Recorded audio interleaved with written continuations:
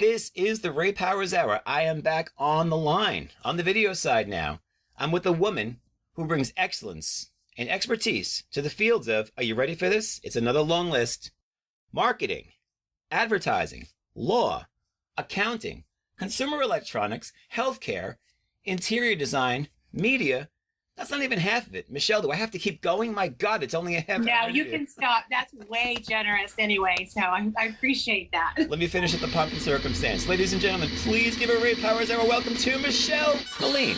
Thank you for having me on. I'm super excited to share some time with you and your listeners and to talk about the joys of motherhood and the wide variety and the diversity that actually all entails. Excellent. I mean, my God, it would have taken me less time to itemize the areas you haven't tackled in life. Wow. Oh, well, that's part of the thing about being a mom. You kind of have to roll with the punches and you do what your kids need and what your family needs. And that has led me down to the adventures of diversity and trying new things. Yeah. So it's one of the reasons I've been involved in several different areas and I've enjoyed every bit of it. You know, it's just like learning a new recipe or a new language or taking an adventure into some place you've never been before. So it's been exciting. Excellent stuff. I mean, my God. So you're a mom, a grandma. I am, and I'm a grandma.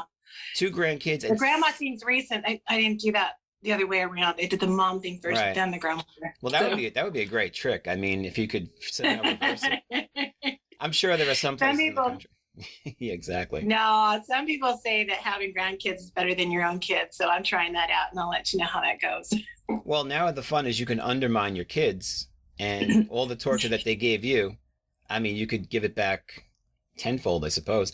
Now, you've got 6 of your own kids and 2 grandkids. I do. 6. You really bought into that Utah life, didn't you? I guess and no. Actually, I grew up in a very large family. My mother, who was a stellar woman herself, had 8 kids, and we ended up with 4 of each. So family fights were, decided by Dad, who was the tiebreaker. Wow. 6 doesn't seem that big of a deal to me. I actually love big families, and it's been a great juggling act over the years, no lie. And sometimes I felt like I never slept, running on pure adrenaline and just a whole bunch of love and really great dedication. But it all worked out. They're great kids. I wouldn't trade them. Man, oh man. I've only got 1 daughter and I've got 1 brother. So, I mean, we're from a very nuclear family, a very tight nucleus. And, I've got tons of like second cousins and uncles and aunts and, people I've never met in my family. But as far as the people I grew up with, it was just my little brother and me. That was it. And now it's that's wonderful, though. Don't you just have great stories, though, of partnerships and connecting and really, really each other's best friends, hopefully, Absolutely. I mean, I don't know. And it doesn't matter what size a family is or how many is in it. Well, I think what the most important thing is that the love is there and the genuine caring for one another and having each other's backs and just, enjoying life's experiences as much as you can. Absolutely. Now, I've been told that you've worked with Hiroshima, not so much the city, but the entertainment entity, Earth, Wind, and Fire, who, of course, everybody knows, and Kenny Loggins. And I'm told you actually sang Happy Birthday to Kenny Loggins. I did. That was quite a spontaneous little adventure, but it worked out to be, I want to tell you, he's very dishy and very wonderful as an artist. I've been a fan of his since I was a teenager. And so when I was standing in the same room with him, it happened at the Aladdin in Las Vegas. Oh, wow. And when I was standing in the same room with him, we really had a moment there, which was really great. And singing Happy Birthday to him was a highlight. So now, did you do it Marilyn Monroe style, or was it more like, going out to like TJR Fridays and, Happy Birthday? Was it just your own version?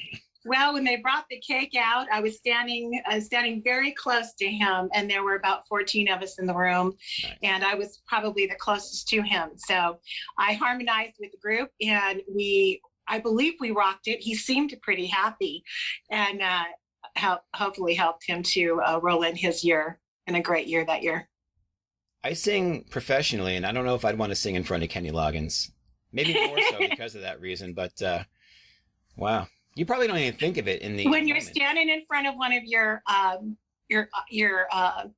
what do you want to call them? Your dream boats, your celebrity crushes, your moment. You either have two choices. You either have to ditch and run, or you have to lean in and go for it. And I leaned in and I went for it, and it turned out to be a really great experience. Yeah, that's more my philosophy these days, is just steer into it. Whereas years ago it was shrink back. I used to wear my hair when I had hair in my face. I was happy just playing keyboards in the background. Give me the other drummer as I want to be as far away from the stage as possible. But nowadays, Oh yeah. I'm a shameless ham, so it goes full circle.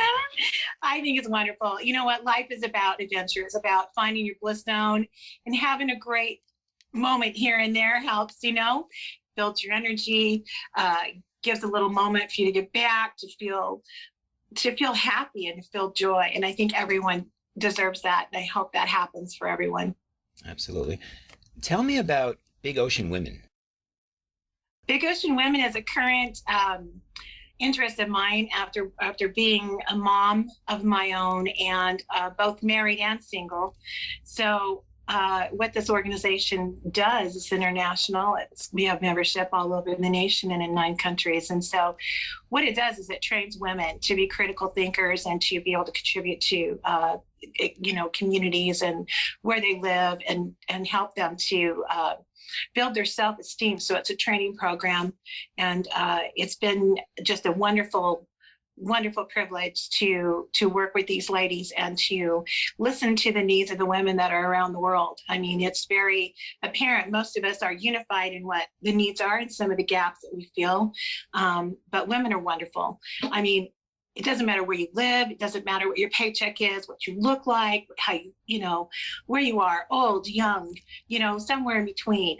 Women just have amazing abilities. And this month being May, and we're dedicating it to motherhood. I think is wonderful. We have the power to create goodness and to, shift cultures and to eradicate unjust standards, abilities to give birth and to nurture life. And we are the bearers of femininity, which I hope is a really big bonus for you guys. Just the balancing act of that, and trying to help women feel empowered so that they feel the self-esteem and the self-worth to shoulder those responsibilities and stewardships of motherhood and being a woman in today's world. I mean, I'm just old enough, and I may date myself, but I've seen the changes in what women are expected to be and some of the definitions and how that's moved over the period of, the last several decades. When June Cleaver was in the kitchen to, I am woman, hear me roar, and all the way through to where we are today, where a lot of women are back in the workforce by need or by desire.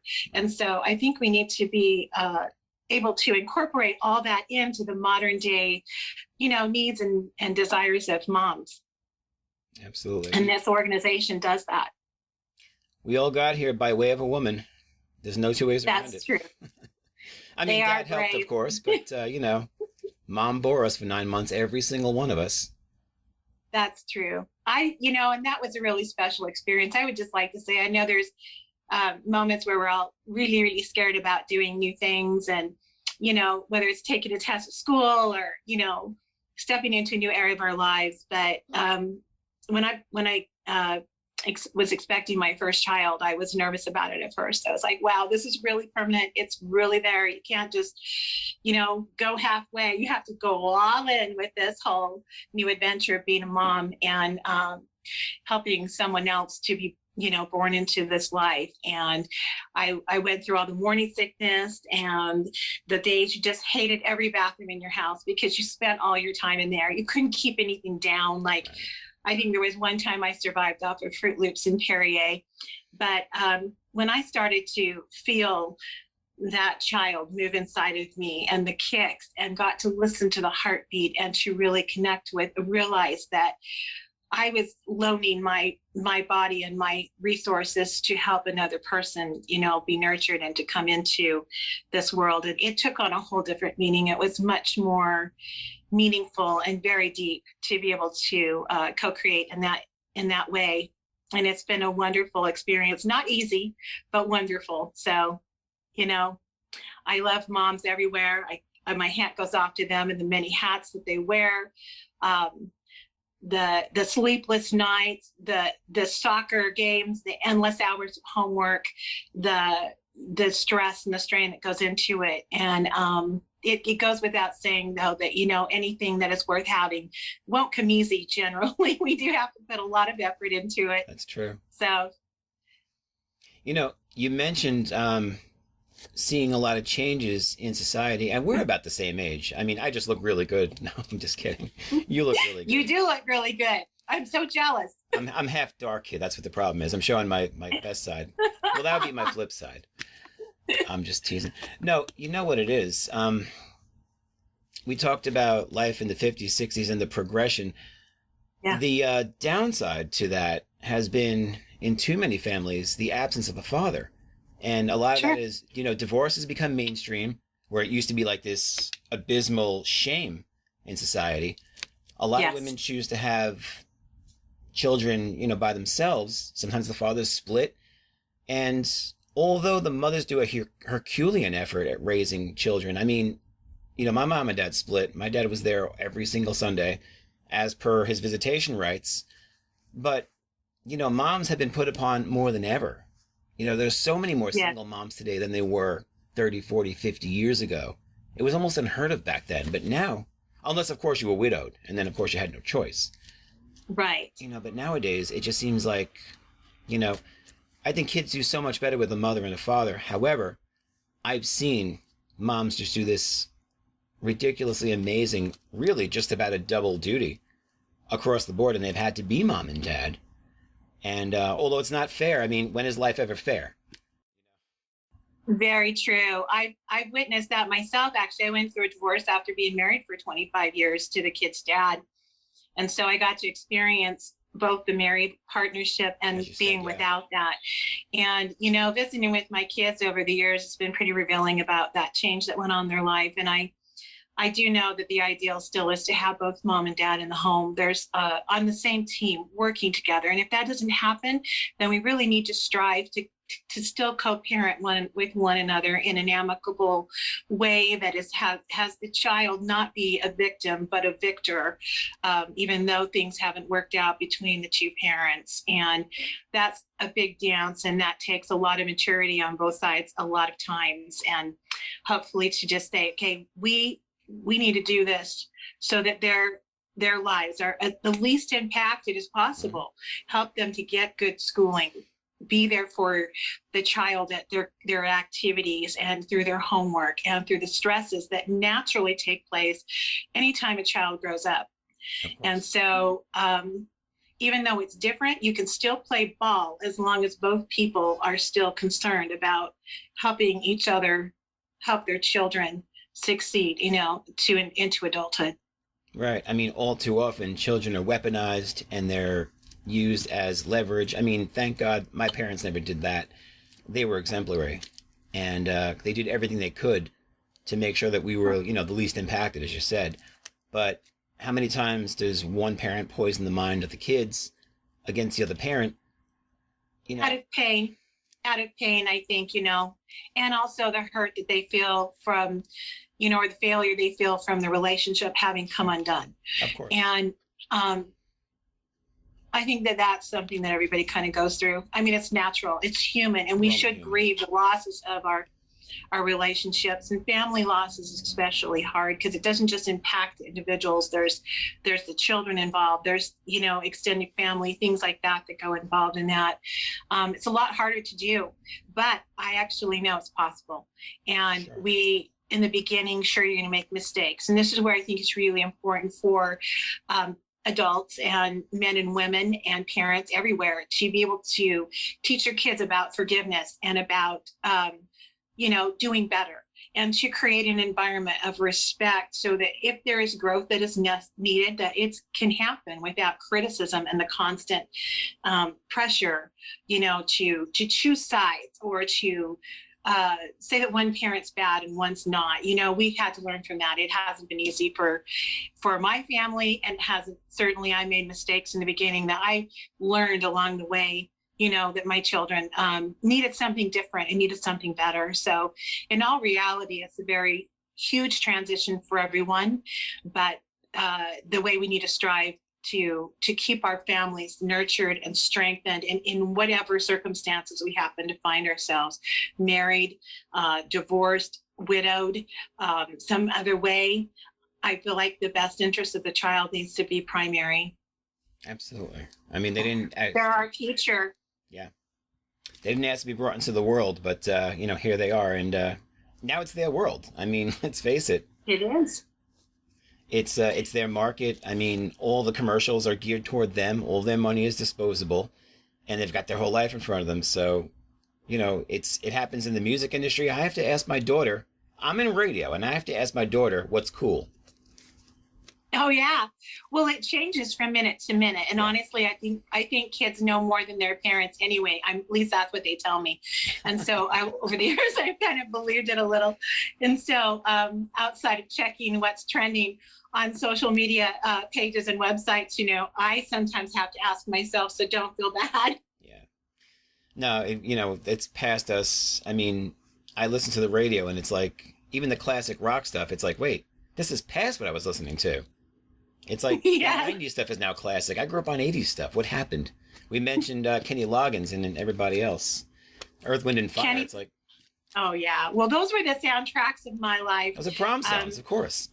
When I cleaned house, my kids and I were little, I had a tiara and I had pearls, and we would put on Earth, Wind, and Fire and just cruise through the daily chores. So there was singing and there was dancing, and it made a little fun for them. So it actually got done in less time. And, I'm super grateful for music. It's one of the most amazing things we have. I mean, even when words fail us, the melody and the tunes and the music is what can speak to our souls, but the inner part of us. And it's funny, if you have a memory and it's attached to a song, how easy is it for us to recall that the minute we hear it on the radio or someone's singing it, in a concert. So it's an important part of our lives. I love it. My kids are pretty musical. They play the guitars, and we've all done different things together as families, performed, and some of my older kids have been with me on stage, and it's just brings out some really great memories, but it's also one of the neatest things we have. And I hope that everyone who is thinking about writing or singing or creating something in the industry won't let our current circumstances shut them down. No. Because the voices and the messages and the stories and the things that are meaningful to them, they're treasures. And, some of the very best songs tell the best stories. So when my kids were little or younger, actually, we, when they were old enough, let them go out to Coachella. My youngest and I happen to love Stagecoach and the groups out there. And so, she was little in the car, riding around in her car seat, and older kids would come in, turn on the radio to whatever they wanted and listen to it. And as soon as they got out, I said, "So what would you like to listen to, sweetheart?" She says, "I like to listen to country music because they tell really good stories, Mama."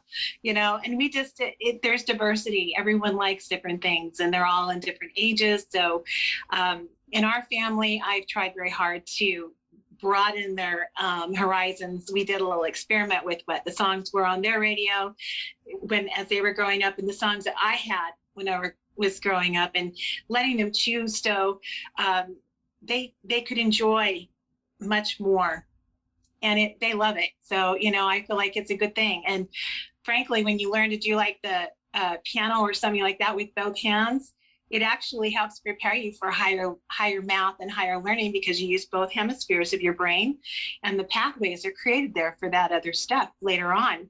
It's easier to learn it for them. So I know music programs and things have been taken out of schools, but I really hope we can get it back, because I think it's, our children, the generations, they need a place to create and to be able to express. And what a wonderful industry to do that in. Absolutely.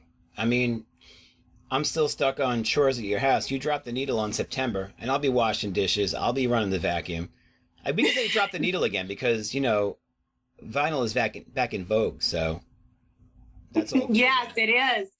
Isn't that great? I know Tower Records was a favorite hangout of mine when I was growing up to listen to what was coming out. The Beatles' White albums and, Pink Floyd's Brick in the Wall. I mean, it was all, it's all part of our music legacy. It's part of our music history. And my kids used to get a kick out of me, but I decided I liked country a little more. Trace Atkins is one of my favorite country artists. And his video on One Hot Mama really hits home. It's what we hope all of our guys think about us, even when we're going through all the different stages that we go through, being a mom. So I was really glad when he put that out there. It kind of made me think, somebody else is listening. Somebody else is going through this. I'm not alone.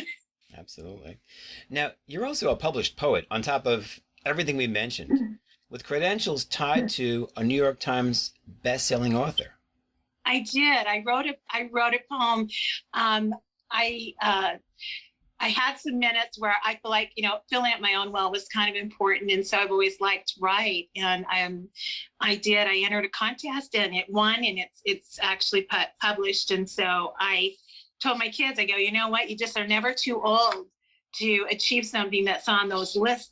Mine was about 3 inches deep 3 feet deep with dust by the time I got around to doing it, but it was published in 2012. And it's kept me writing, it's kept me creating, and that helps me to be able to get back in ways that, I'm not tired, I don't feel depleted, and my kids know, hey, she's not just talking the talk, she's walking the walk, and she's showing us how, and that people can do that, and it helped me to just say, hey, you guys, look, find those talents. Everybody's different. Everybody's important. Those talents, it doesn't matter if they're not in media or some really outward thing. I mean, it could be patience. It could be empathy. It could be the ability to heal, like, some that are in the healthcare industry.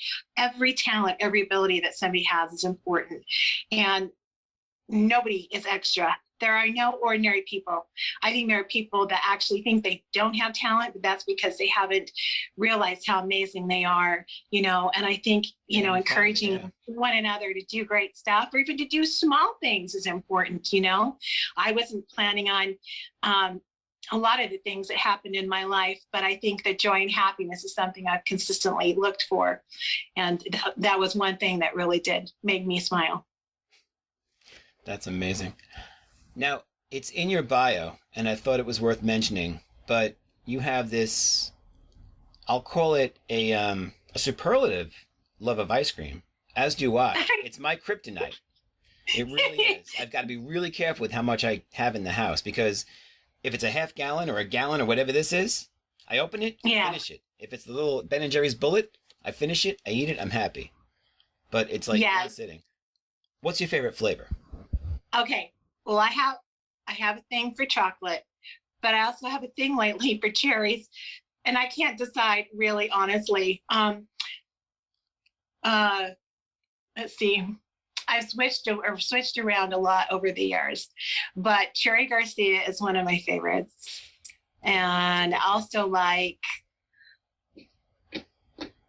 Rocky Road. I'd have to say Rocky Road. It's got the nuts, it's got the marshmallows, it melts in your mouth, and probably something that's a little unusual, but I actually experienced it for the first time when I was still living in California. We went down to a restaurant called Granita, and Wolfgang Puck's wife owned that. She made the most amazing ice cream. It was honey vanilla lavender. Honey vanilla lavender. Just divine. You feel like you kind of reached a whole new level of ice cream. What's the lavender consist of? Yeah. It's lavender. It's actually lavender, like the flower lavender. Really? So part of the edible petals, but it's just lovely. It just sits on your palate and just smooth and creamy. Who wouldn't want that? Those Californians, you can't trust them. But man, it's good stuff. They're going to do something healthy every time. Gun to my head, I'd have to go with mint chip, or I'd have to go with like peanut butter fudge. Oh, peanut butter fudge. See, that's good too. I like that. Mm-hmm. There is no wrong answer. There is no wrong answer. They're all good. Pick your flavor. Have one different every week.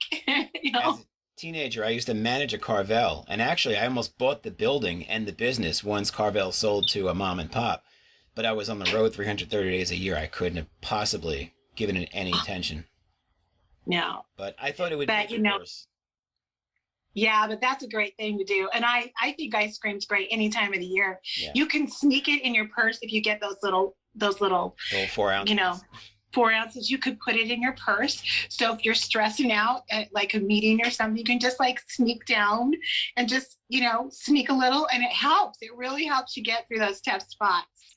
Some people are sneaking flasks into meetings. We got Blue Bunny. That's right. I'll take that one anytime. Love it. I really thought that, managing an ice cream shop would cure me of wanting to look at ice cream. It actually made it worse. It exacerbated my habit. It really did. I can relate to that. Yeah. More choices. It's like exactly. Baskin and Robbins 31 flavors, and then we had Ben and Jerry's come out. Now we have Dove. Oh, and what's the other one that I discovered? Magnum. That is incredible. And it's all part of just enjoying life. I mean, all things in moderation, because we still want to fit in our clothes and look good, outside of Zoom, outside of COVID, where the sweatpants are on the bottom and you're dressed really great on the wet, we have to walk outside sometimes. So yeah, I'll have to put pants on after this. I mean, my God. Yeah, I feel like I've had to really keep that in check. But it is something I really, really enjoy. It's good stuff. So, Michelle, we have a few minutes left. Would you be brave enough to take a few email questions from the Peanut Gallery? Sure, I would love to. Now, it's rapid fire. I have no idea. I'm just opening these as they come.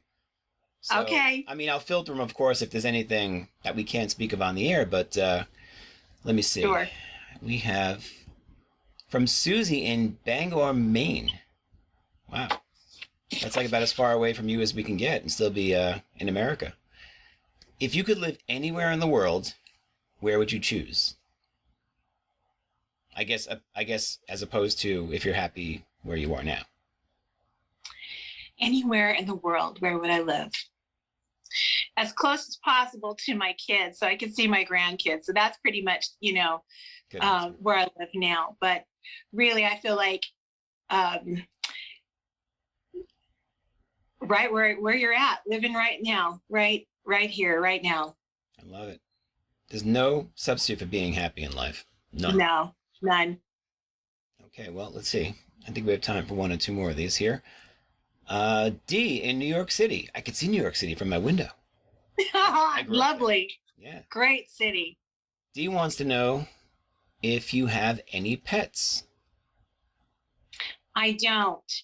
I had a saltwater aquarium for a long time, and I decided that when I moved, it wasn't going to come with me. But I currently do not. However, I do love dogs. So eventually I'll probably get one.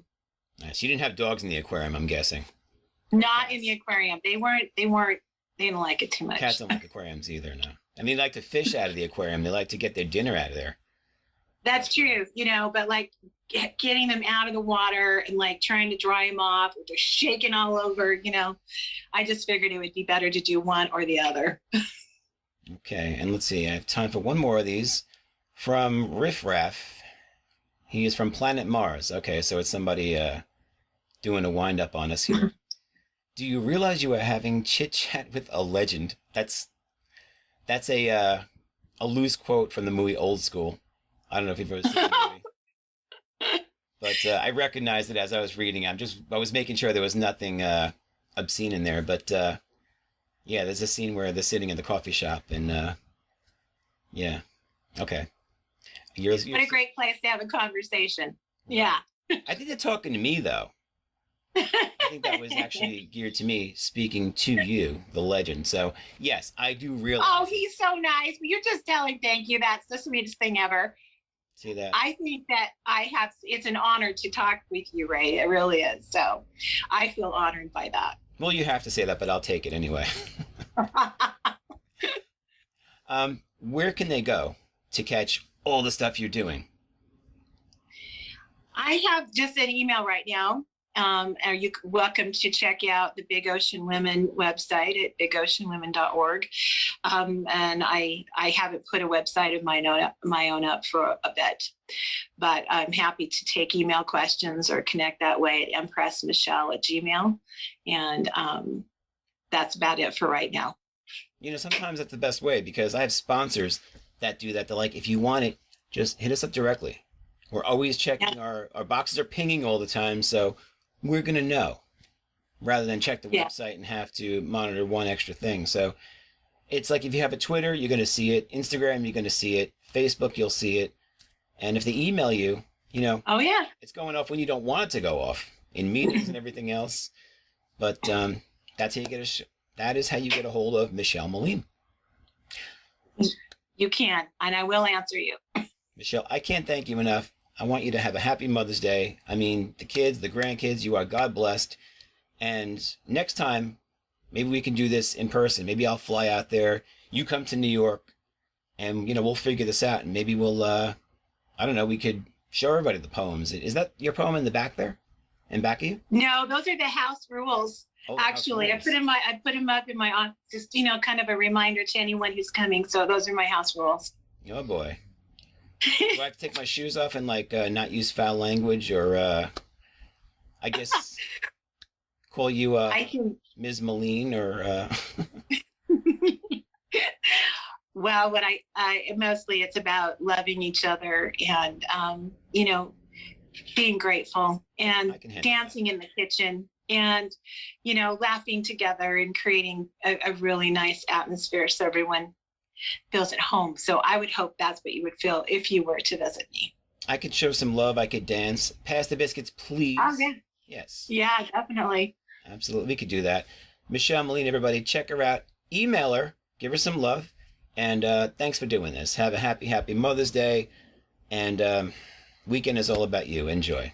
And stay blessed. Oh, thank you so much. And I'm wishing everyone a happy Mother's Day wherever you are. Military moms, single moms, everybody. You rock. The world needs you. We love you. And I hope that you never stop being awesome.